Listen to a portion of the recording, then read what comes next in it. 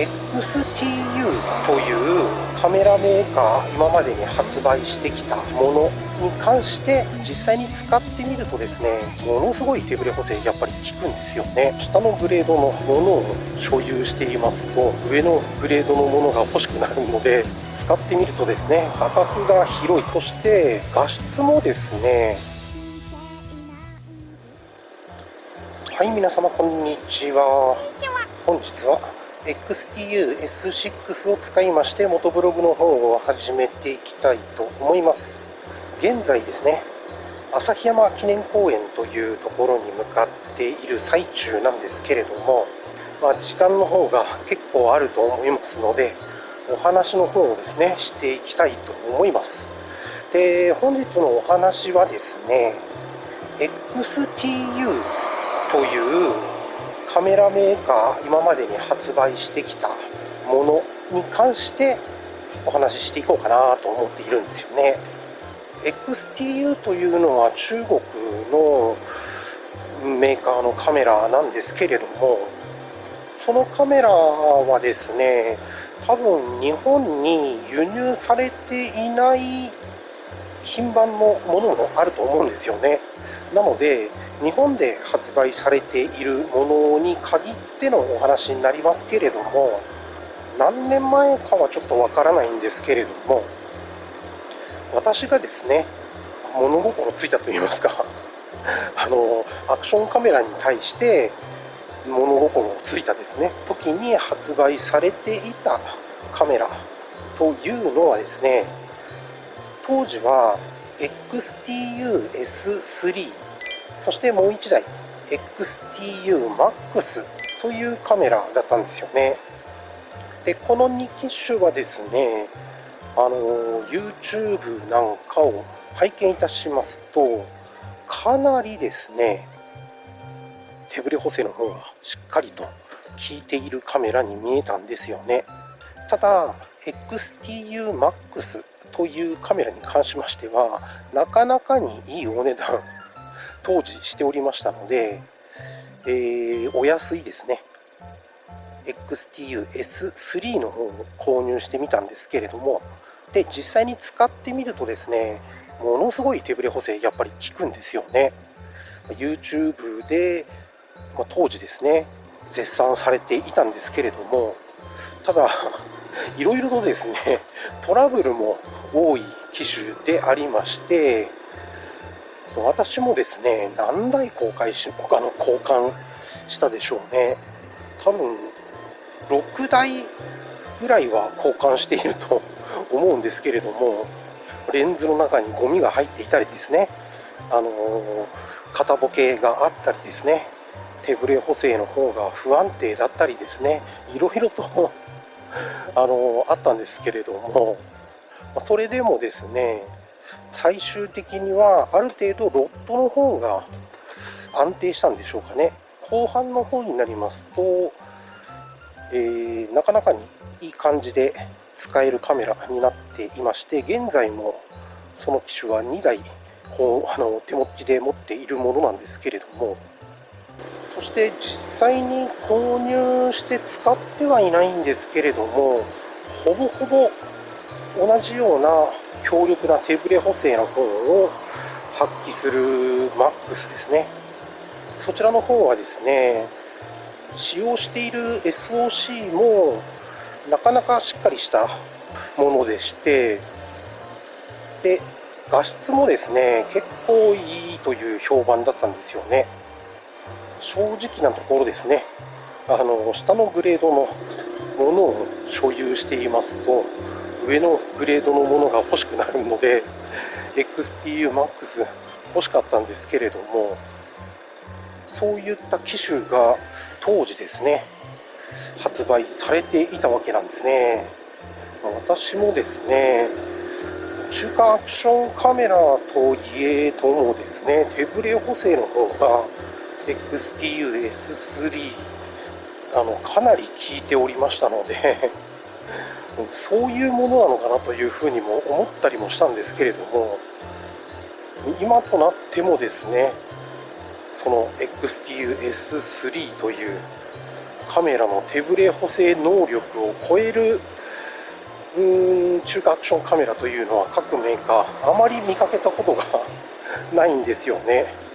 ですから今でもですね、十分に使えるカメラかなというふうに思っていたりもいたします。そして、次にですね XTU-S3 Pro、 そして XTU-MAX Pro という商品たちが出てきたんですね。これ何が今までのものか違うかと言いますと、画角がですね大幅に広くなったんですよね。 S3 私使っておりますけれども、手ブレ補正は確かに非常に強力なんですが、画角かなり狭いんですよね。今このように走っていて、バイクのですねバックミラー両方とも映像の中にギリギリ収まっていると思うんですけれども、 S3 を使いますと思いっきりはみ出るんですよね。そのぐらい画角が狭いというカメラなんですけれども、手ブレ補正はピカイチと。で XTU-MAX Pro の方を購入いたしまして、使ってみるとですね、画角が広い、そして画質もですね悪くないというふうに感じたんですよね。例えば XTU-S3 という機種を使っていて思ったんですけれども、4K 撮影は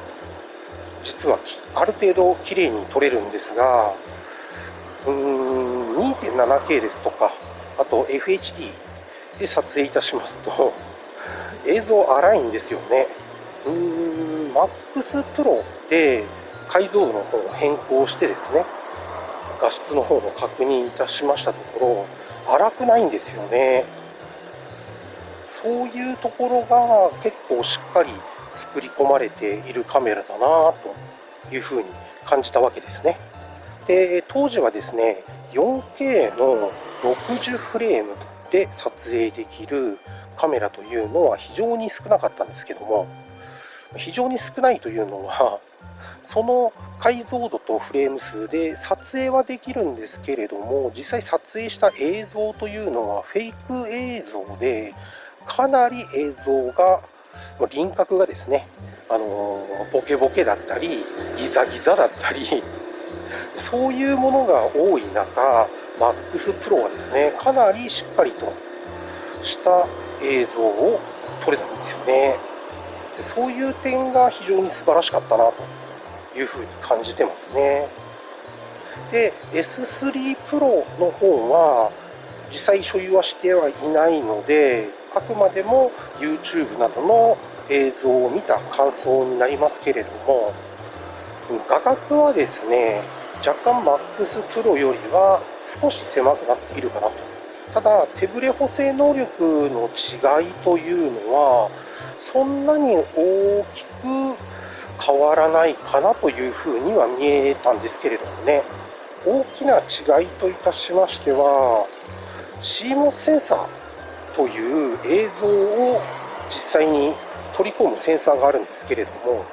そのセンサーがですねちょっと違うんですね。肝心要の SoC は同じものを使っているんですよね。そのためですね S3 Pro はある程度能力はしっかりしているんですけれども、ただ CMOS センサーの違いによってですね 4K の60フレームが撮影できなかったりですとか、そういった違いはあるんですけれども、 4K の60フレームは使わないよというお方でしたら、4K の30フレームでしっかりと撮れる XTU-S3 Pro使われていらっしゃる方結構多かったですよね。そしてメーカーの方も気づいたのかもしれないんですけれども、画角が狭いものよりも画角が広い方が売れるのか、人気なのかちょっと分かりませんけれども、それ以降の発売されているアクションカメラたちはですね比較的他メーカーさんと比べると画角の広いものを出してきていることが多いんですよね。私はどちらかと言いますと画角が広い方が好みなのでラッキーなんですけれども、次にですね XTU-S6、現在私が撮影で使っているカメラでしたり、それ以降ですね XTU 何でしたっけ、ミニ1でしたっけ